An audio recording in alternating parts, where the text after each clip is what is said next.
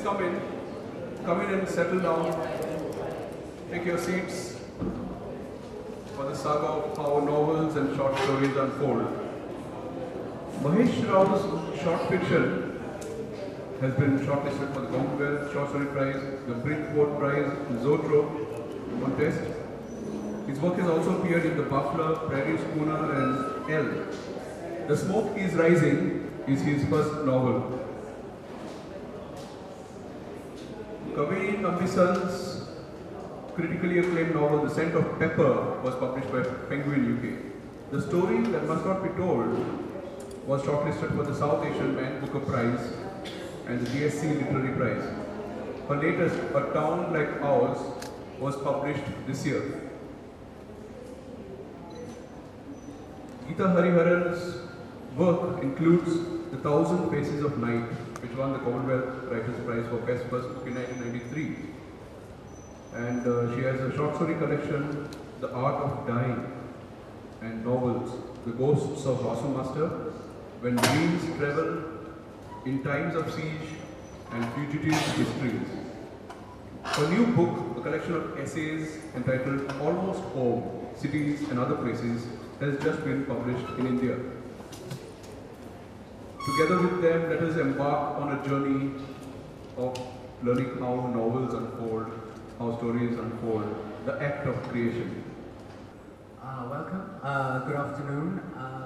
So the title of this session is How Novels Unfold, and it's a great privilege for me to be in conversation with two of our finest novelists. We've already had an introduction to their work, but I do need to reiterate the unusual aspects of some of the things that they do. So Githa Hariharan is not only a novelist and a short story writer, but she's also written children's books. She's an essayist and a campaigner, and I was almost tempted to call her a doyenne, which is a word that is much beloved in these literary circles, but I understand that she doesn't like this word very much, so I shall refrain from calling her a doyenne, but she's all of those things and more. Could that be a matriarch? No, that wouldn't suit you either. So, and Kavery Nambisan, I have to underscore this, so please listen carefully. She is a surgeon who also writes novels. So if there is a heaven, and increasingly I'm not sure there is, but if there is a heaven, I'm sure Kavery Nambisan's place is guaranteed there as someone who performs surgery as well as writes novels. So it's a great privilege to be in conversation with them. So in terms of how novels unfold, I'd like to start with a step back and where do they begin? And I don't mean in terms of ideas, because I think I'm not putting words into your mouth when I say ideas are probably always swirling around inside your head. But turning to you, Githa, you've played with form a lot. So you've written short stories, you've retold myths, your work has been quite overtly and implicitly political, and you've covered a wide array of subject matter in your work. So how are you guided when you sit down? You have all these things which are a ferment in your mind. So how are you guided? What guides you at the inception of the novel, that process?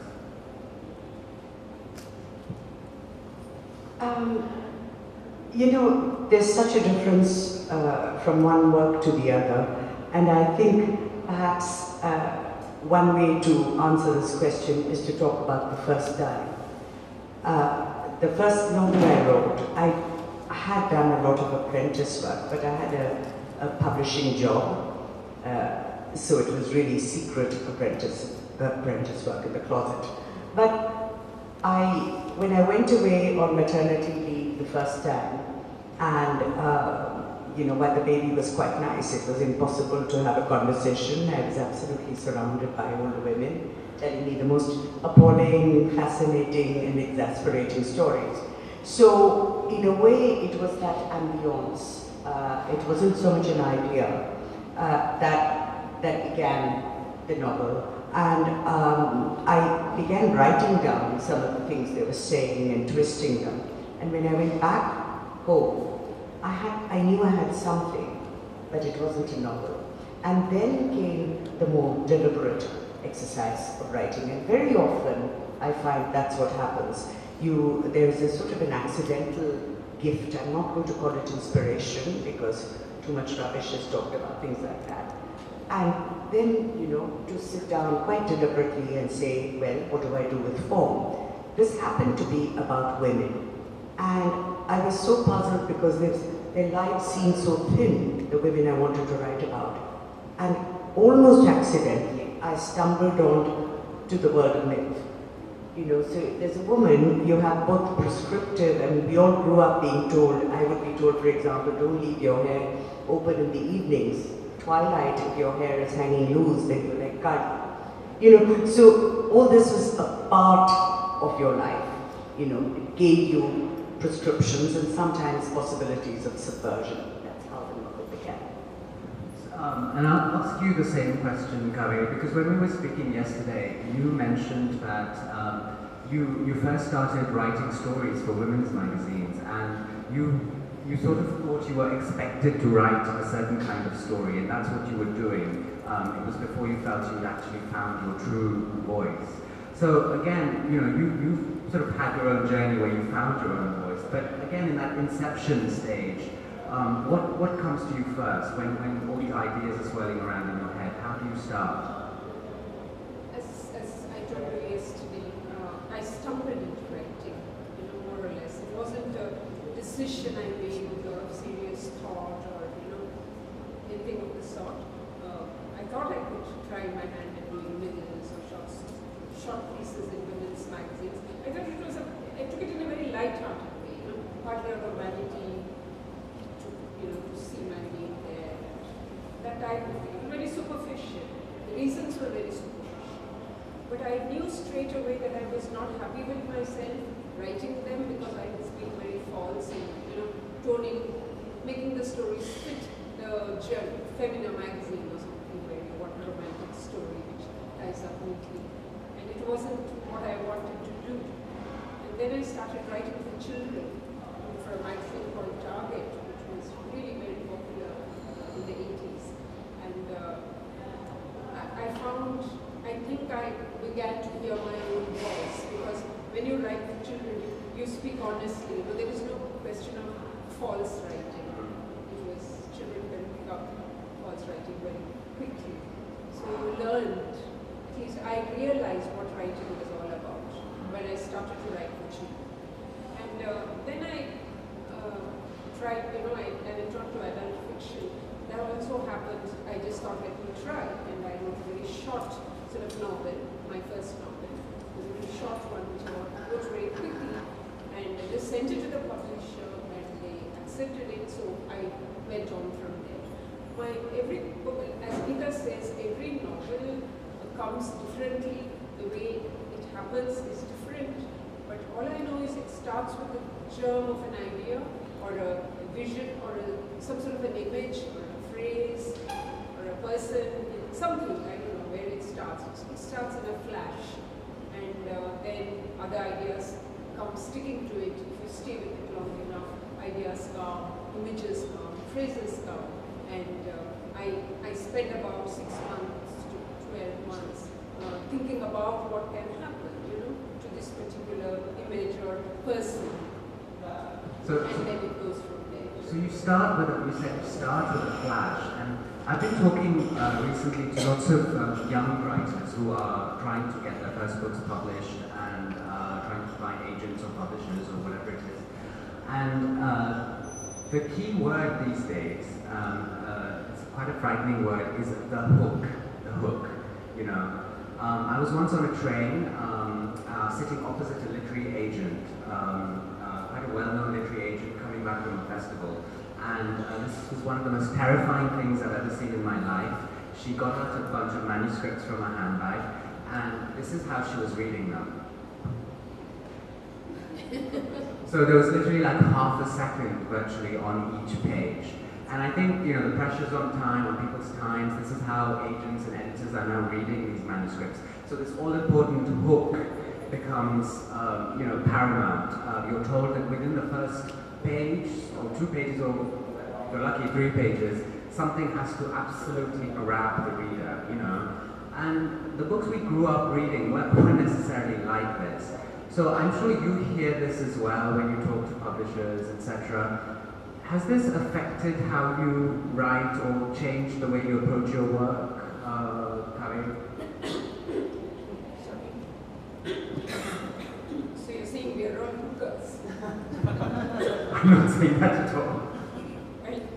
Yeah, I think it comes automatically. If you want to tell a story has to be gripping. The story has to grip the reader, and so it has to have what I call a forward tilt. You know, it has to move this way, and it must have weight, it must have juice. You know, these things come automatically if you're a storyteller. And you must have conflict. Conflict is always necessary for a story to move forward.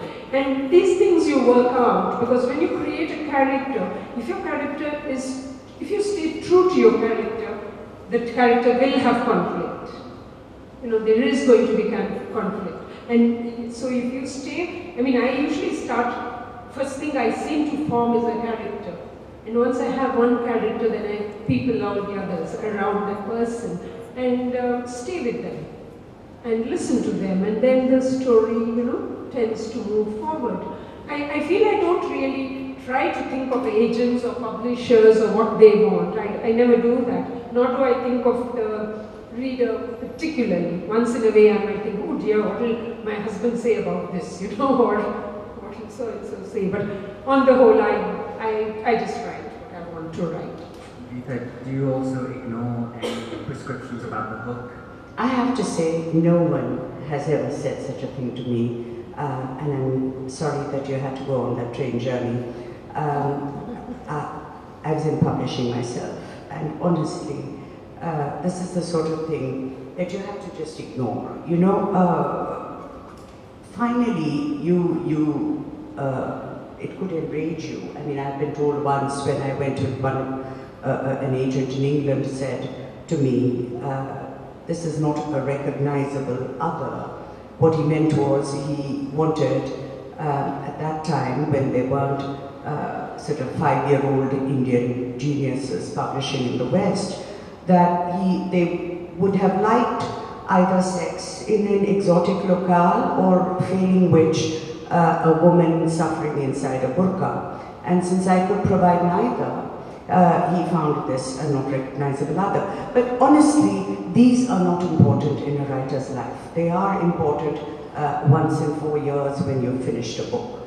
But the rest of the time, I think what is more interesting is how do you get to this form? You know, we talk of the novel as if it is a given, because the publishers or the agents tell you, give us a novel, not short stories. And it's unfortunate because a lot of people who write very fine short stories feel compelled to write a novel. And since we're talking about unfolding the novel, I think what is interesting is to see why do you write a novel? Many of us who made the journey quite carefully and deliberately, who were not smart enough to become surgeons but had to work very hard at just becoming writers only. I think many of us had experience with writing verse in college. You know, when I tell my students often that you will keep writing, don't worry so much about publishing what you're calling poetry, because these are notes for the self, and you'll use it later. You know, you'll not just learn how important the image is, but how you collapse time, how you hint at a whole world within this small space. To me, I think I found my voice when I realized what I wanted that was very greedy, and I wanted a whole house. I wanted a mansion. In real life, I live in a small flat, but I wanted a mansion where I could go and open certain doors, you know, certain rooms, shut others, sit in the living room, but hint at the rest.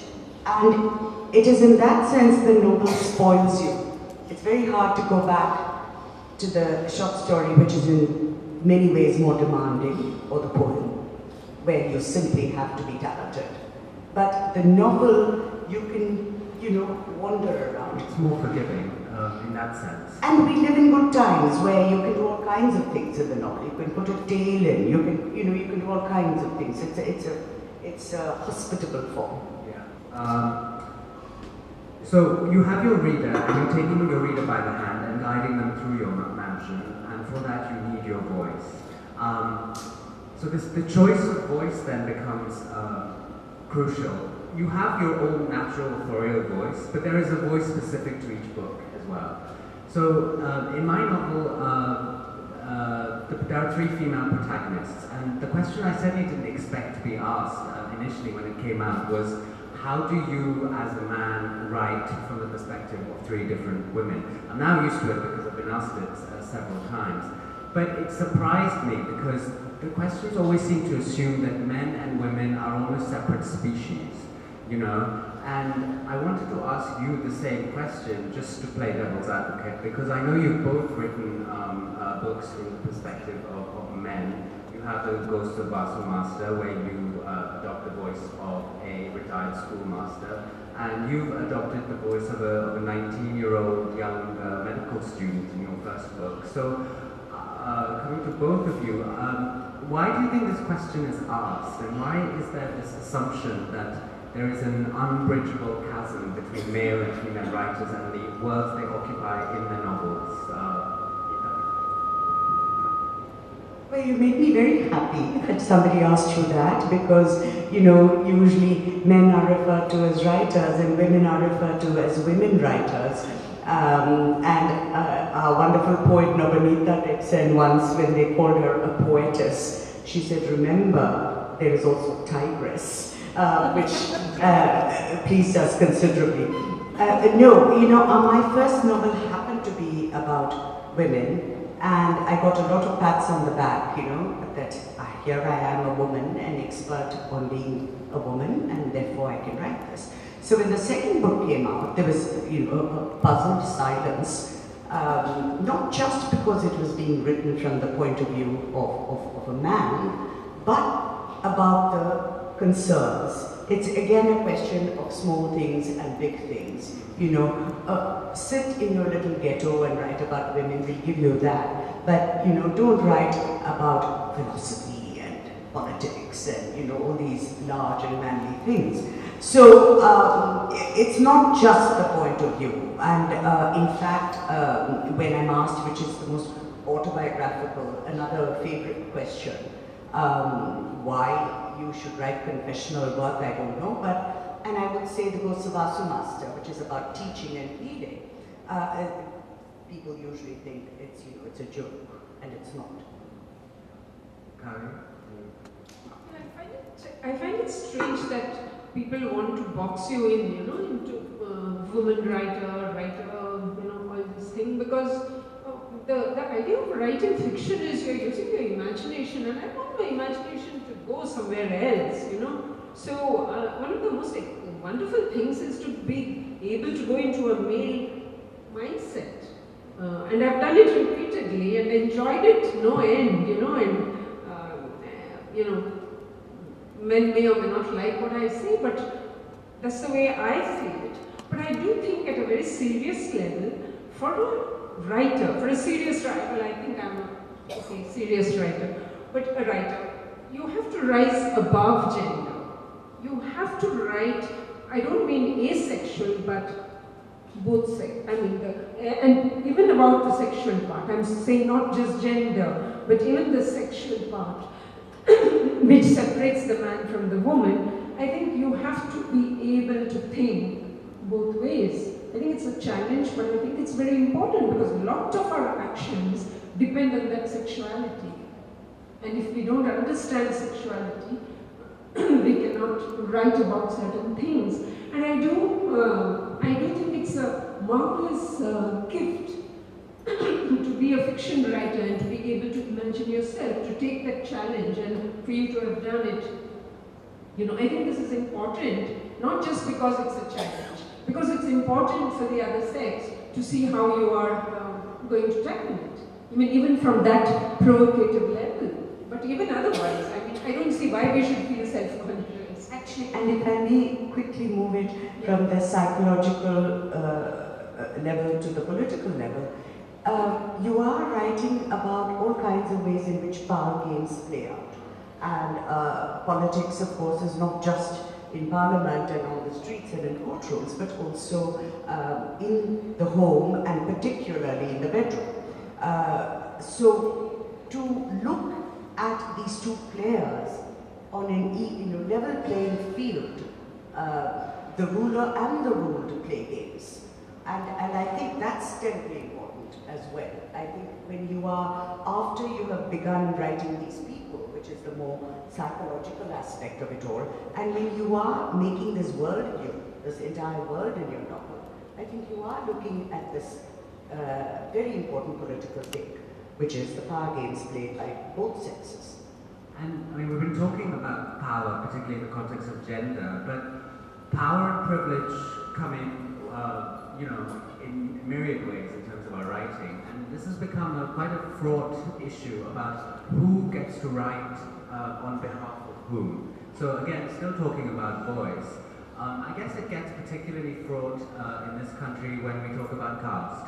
You know, if you are a writer of privilege, whatever your privilege, male, caste, class, and you assume in your work the voice of someone who doesn't have that privilege, is this appropriation? Are you entitled to tell the story? Are you, stepping into someone else's terrain? Are you usurping someone else's position? So I know writers always have very strong opinions on this. So I will ask you, Kavery, how do you feel about I that? don't think there are any terrains. No, we are imagining them. There are no terrains. You can write about anybody or anything you want. I don't think anyone else has the right to question it even. Or just like the medium you write in, English, Kannada, whatever you write it. But I know it becomes a touchy point with some, but I don't know why. Because a writer writes with conviction and writes about what matters most to her. And if she decides to write about something that matters to her, and she's writing. So why have zones, that you cannot touch? If I care about children or I care about something that happened to somebody and I want to write, whatever flawed way I am writing it, I have the right to write it. You can reject it. You can say, oh, but she wrote trash. She didn't understand me, or whatever. But I think I have the right to speak. Githa, because in Fugitive Voices particularly, it's a very explicitly political novel. Were these things you thought about? Yes, absolutely. I think this is a complex issue. I think all those who speak about others, whether through fiction or through anthropology or any other form of social science, or indeed journalists, or filmmakers would come up against this question because we are part of a hierarchy. Writing tends to be a middle class activity. So you are already challenged, and in a society like ours, where India is such a complex tapestry, that for one strand to move somewhere else, it's not that you don't have the right to do it. I'm glad you said that. We have the right to write about anybody. But how do you do it? For me, it's a question of narrative strategy. Do you pretend, when I wrote Fugitive Histories, which is not about the pogrom in Gujarat in 2002, but that is at the center, how was I going to write about it? I'm not Gujarati, I was not there, I am not Muslim, I was not displaced, so I have never had a member of my family go missing or killed. So how was I going to do this? And then it occurred to me that in this tapestry lay a narrative strategy, which is, why are we concerned? Why are we upset? Though we live somewhere else and are somebody else. So that became a strategy. I had a young woman from Bombay who is going to write a script, and she goes with her filmmaker friend to Ahmedabad, and she meets this young woman, and that is part of her own story. She says very often there's a recurring couplet which says, other people's stories, how did they get into my head? and how did they become mine?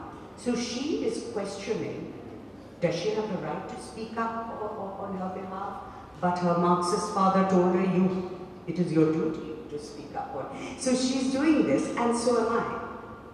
It's almost as if you're using your characters to explore the same sort of questions you may have about your position as a writer. I wouldn't say use, but we're all traveling together, the character, the reader, and I. I'd love to explore this issue further, but we have limited time, and we also want to do some readings. We're going to do some readings as well, because I think we started a little bit late. So they're going to do a couple of short readings each. So, Githa, would you like to start? Well, we are not going to forget hookers in a hurry, because I'm going to read a passage which is where a prostitute is talking to a junior prostitute. You know, they're talking about their profession. It so happens it's here, and I suddenly, the word came and I thought, why not? But also it is about sexuality, in a different sense. But these two women are talking about their profession, and the young woman is a bit dispirited and the older woman is advising her. We went to Paro's lunch home. She ordered coffee and poured half of it into an empty tumbler for me. She spoke with amazing candor. This is the senior person talking to the younger one is saying this. You know why we opt for this wretched business? After all, the other business, marriage, is more appealing. Every girl wants a husband, love and attention. She oils and combs her hair, looks in the mirror 100 times a day, pinches her waisting and pulls in her buttocks. She runs a finger over her cheek. She worries about the color of her skin. She buys creams, plucks her hair, curls it. She eats. She starves. She wants to keep her beauty and youth. But beauty and youth do not stay. No, no, no. That is the woman problem. She looks to the gods for help. She's always praying to some virile god. She cannot resist preening before them either. Look at my beauty, my innocence, she says. Don't you think they're worth preserving? And slowly, slowly, she's showing herself off before every man. And why not? Although what she wants most is one man's love, an adoring husband, and that will do. For a man, it is lust, which often overcomes everything else. It is as urgent as the need for air or water. God Almighty, that banana skin down below has a mind of its own. It weighs a man down like a brick, and his privates hurt. So brutally he cannot stand straight. It must slide through a certain gateway, and if some gateways are shut, others are open, so he lurches in, empties himself, and runs. When she looks up, her eyes are red. The world is full of problems, but all of them begin with the man problem and the woman problem. This is just two women in their particular line of business talking. It sounds very harsh, and it sounds very sort of, brutal, but I'm just trying to see what they have to say to each other. Thank you.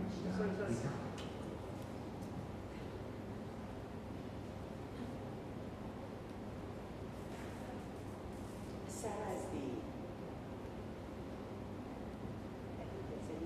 the signal here. Sarah is the young woman I spoke of. There's another happy, smiling face Sarah has to meet in this city.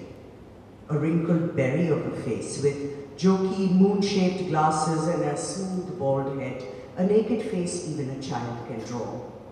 The face belongs to a man who found it was possible to smile, be happy, in spite of people doing unspeakable things to each other because they're white or brown, Hindu or Muslim or Christian, upper caste or lower caste.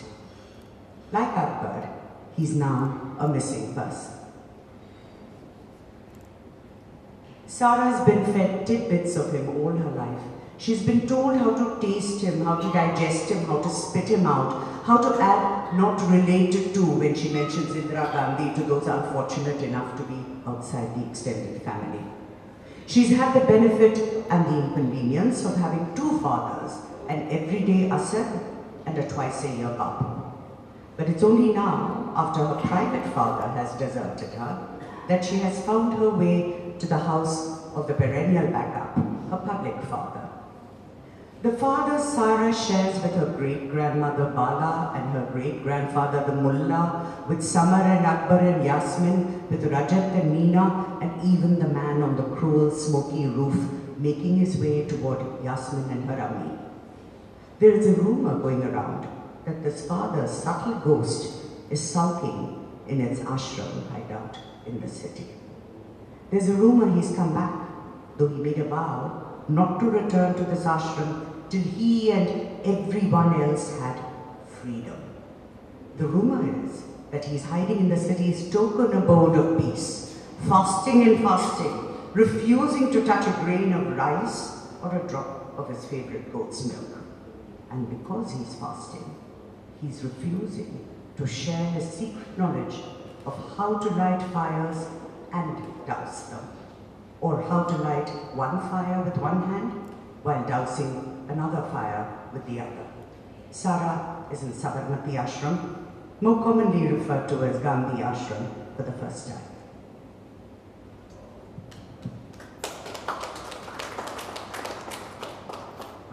So thank you for that. That's a lovely taste of their work. So I think we've basically run out of time. It was a short session, but we can take some questions. If anyone has any questions. I just wanted to pose a question to the authors. I'm 19 and all my life I wanted to just write.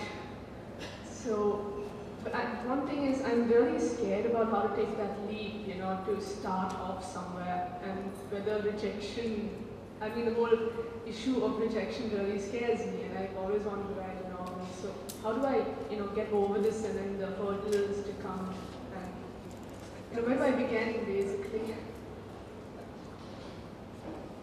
Shall I give you a swift answer? Get a very fat file. On the spine, put a label which says an unsuitable girl, because you will need a very thick file for the rejections you will get. So that is, I think, step one. We've all had that. And, what does it matter? Many of us had a wonderful mentor in Nissim Ezekiel who said to me once, don't doubt your talent, doubt other people's talent. Just go and do your work. Why are you worrying about acceptance and rejection? It'll be a problem not just with publishing a novel, my dear, but doing the more interesting things in life as well. Can I just quickly add to a little thing to that, is that the sooner you start getting rejections, the better, because it gets a little bit easier. The first one is the worst. So once you've had your first one and your second one, it always gets slightly easier. Rejection is always bad. This is to Kavery Nambisan. Your novel, first novel, Truth Almost About Bharat. Actually, his journey, if you take, not only the physical journey, it is inner journey, what he takes. But most of the critics have mentioned this, actually I feel it's a psychological novel rather than a campus novel. So what do you feel about it? Actually, I had absolutely no background in writing or in the literary world when I wrote that novel. I didn't know what I was doing. I just wrote, I just wrote a story. So I had no idea whether it was psychological or whether it was anything. I was just telling a story, and that's the truth. I just didn't know anything. And after that first one was published and Penguin accepted it, and the publisher, we met, and then he asked me my background, and when he found it was zero, he recommended lots of books that I could read and develop some sort of a literary, backup. Yeah, but I think each writer is different. Like, I don't think you have anything to fear. If I can do it, you can certainly do it. I had no burning ambition to be a writer to start with, but you can do it. But yeah, what you say psychologically, it goes on. All of us are, whatever we think, psychological, so it's there. I have a question. I have been sort of working on a novel that I plan to write, and I listed out the chapters. I write short stories, and I've been struggling with this a bit. I listed out the chapters and I said this is going to happen in each chapter. And then I'm an engineer, so I did a very detailed timeline and all that. But then, is that the way one goes about it? Do you start with the first chapter and go to the second, third, linearly? Or do you just start midway and then work on any other chapter as you wish? What is the method of working in your cases? Is it linear or isolated, free writing? Since you have the experience of several novels, I think maybe it's different for each one. Githa? There is no right way, because finally people are not going to see what happened backstage. It's just the finished product. And I know very fine writers who, my dear friend Shama Fatehali wrote in chronological order, and I didn't, but so that we would envy each other sometimes. So there are, and I'm not an engineer, but I do make a timeline, and I tell myself you're only allowed one dream every other chapter, because I'm always being told there are too many dreams in your book. So there's a dream here. No, we can't have a dream for a while. So I think whatever works, but I do think that it's important to know what kind of voice you have. If structure is your strong point, then what you are doing makes sense. If you are the sort who values spontaneity in your voice, you might write stream of consciousness, which would not work for you or me.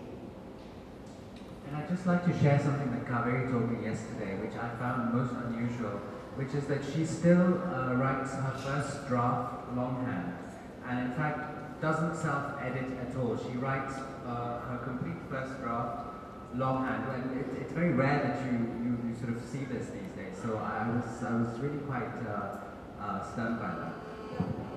No, I'm a sort of haphazard sort of writer. I don't have that much of a fixed plan. Somewhere there is a plan, but nothing is written or anything structured.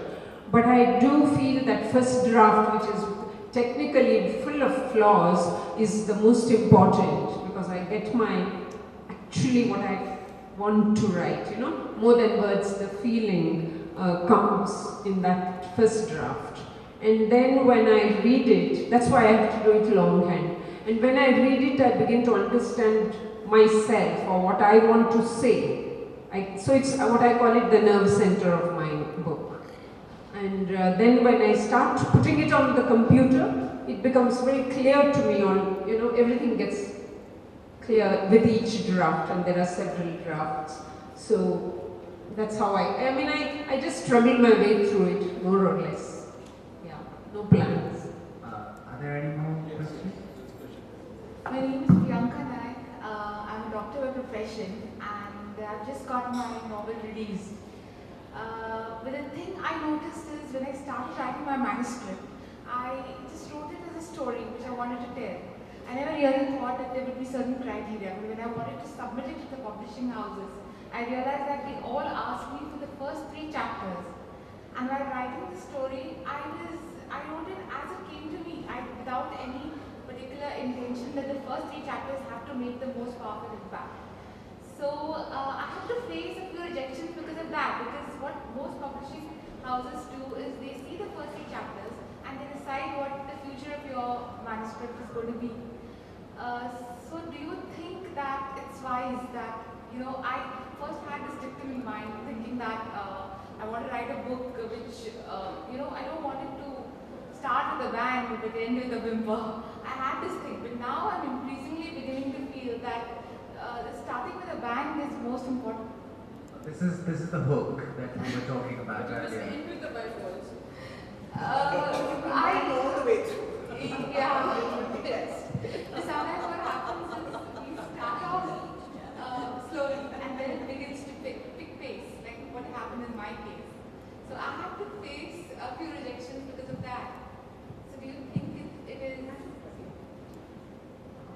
actually you're asking three questions.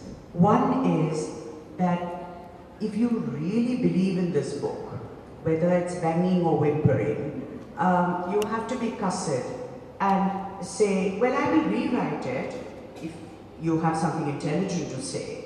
But, you know, rejection slips should not make you, well, of course, we all have to face the possibility that it's a bad book and we put it away and start another one.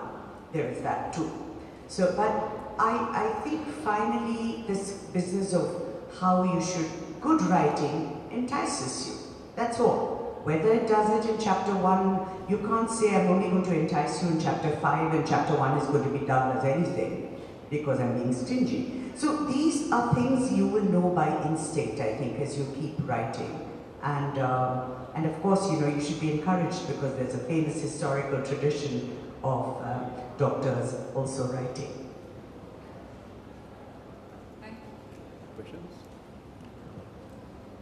There's a strange thing I have noted when I have been going through the characters of my magnum opus to be. I found that out of all the 5 or 6 characters, almost all of them seem to be a manifestation of myself, of some side of me or the other. Have you experienced this in the novels that you write? Somewhere that yourself, you are creeping into the characters that you write? I think that's a danger signal. You shouldn't be creeping into all your characters. I would say that you have to watch out. I mean, you have to imagine them and obviously you have to, but they have to be created. It's true that some of your, I mean, you know, all the thoughts have been put by you, but you must not get the feeling that you have crept into them. That I would say is a bit worrisome, really, to me. In fact, there's a sneaky little technique. Sometimes you can do the rough in first person when you want it to be closer to the bone. And then you can always change it all to third person. I think that's why the editor is even more important than the writer. So that first draft, that skeleton, I think of it as you're there as a writer. Once you have that, once you have 50 pages typed or print out, you already have something. Then you have to start being an editor. And then you have to say, this person doesn't work. My God, this sounds exactly like I sounded last evening after my 6th round. You know, so you have to eliminate that person. You have to be ruthless with yourself, not just in terms of character, but the language and the whole world you're creating. Okay, I have one last question for session since even in short stories as well as novels, sometimes what you dream, something that appears in your dreams, features in your fiction. So have you had that experience, something that has come in your the waking hours, early waking hours or in deep sleep, or something that you record from those REM periods? Does that come into your work? Do you write about them in your dreams? So all the time, don't disturb it. Please don't even talk about it. Your dreams are so precious, you know, don't disturb. Let it come into your stories. All right, so we'll close the session. Thank you very much. It was very enlightening. And we did get a lot of the secrets of the master storytellers. So thank you again.